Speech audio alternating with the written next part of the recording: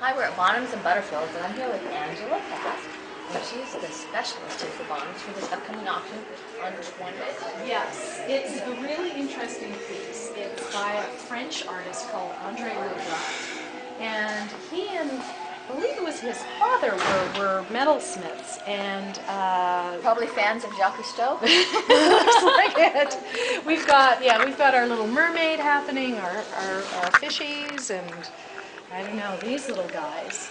They're pretty scary looking actually, but it's a great combination of work. And it's not to everybody's taste, but it's really distinctive. And the work involved in it is, you know, it's intense. It's about, again, this one is in for $10,000 to $15,000. And Easily. the chairs are in for $3,000 to $5,000 for the two of them.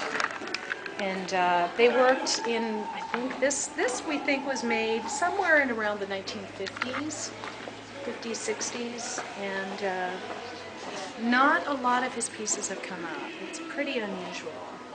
It's sort of unusual to have the chairs in different tone Finishes, then. yes. Yeah.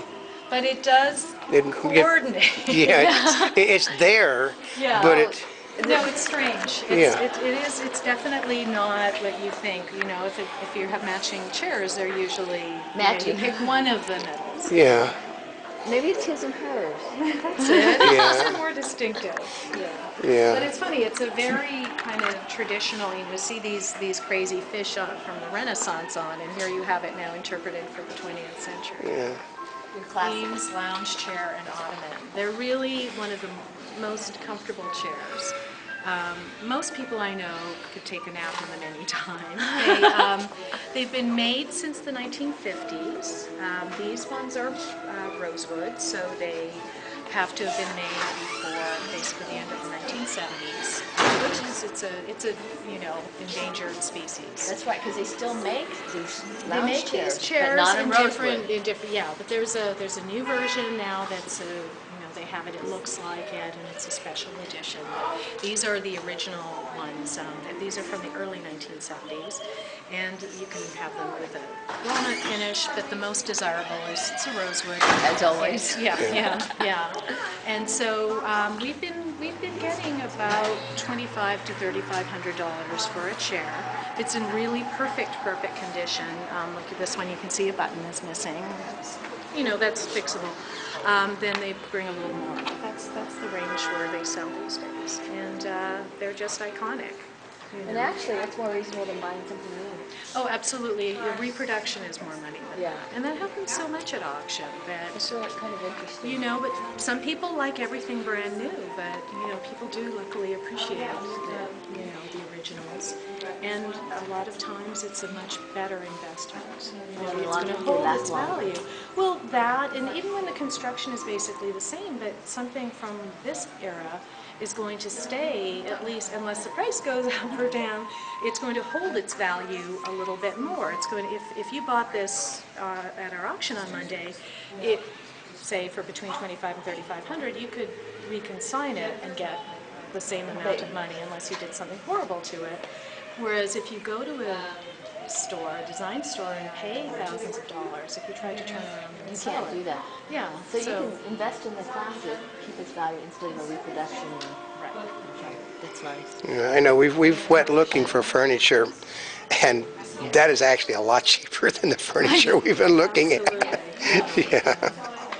But as I said, some people need things to be brand new, and that's fine too. And great, you know, support the economy.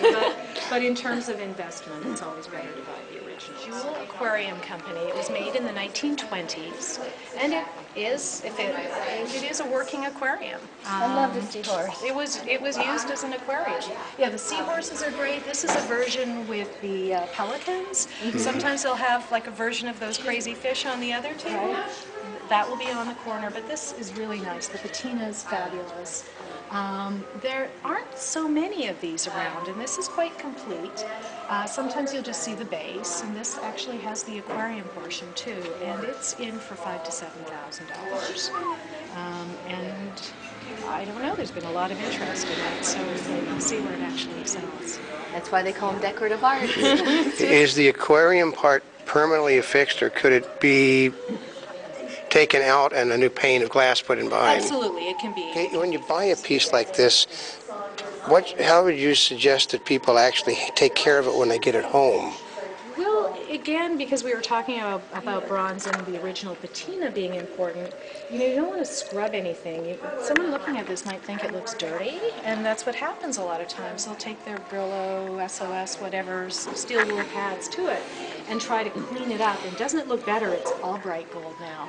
That's not. It's a patina that's been put on by the foundry. You want to keep that original patina. So just use maybe some mild soapy water and wipe it. Yeah. It shouldn't be scrubbed. And make sure your cleaning lady knows too.